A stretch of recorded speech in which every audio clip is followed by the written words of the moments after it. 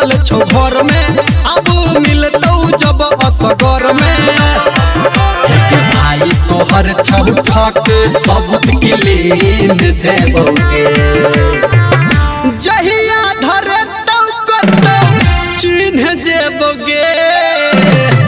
बीच सड़क पे गाड़ी छीन लेबोगे सार के बीच सड़क पे गाड़ी छीन लेबोगे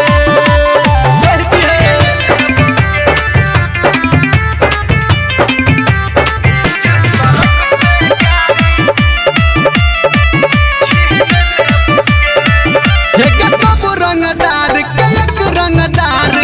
गोरी हमके अपने छी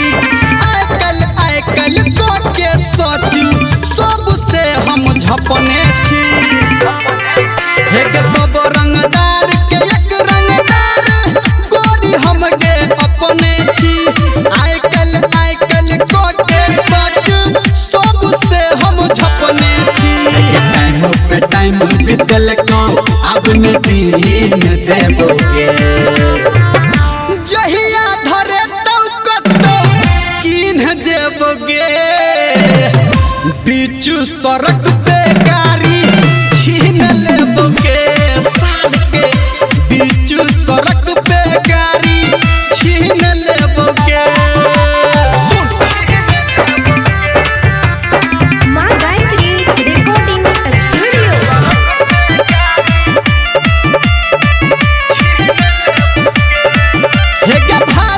कही दी है वापस कर रुपैया के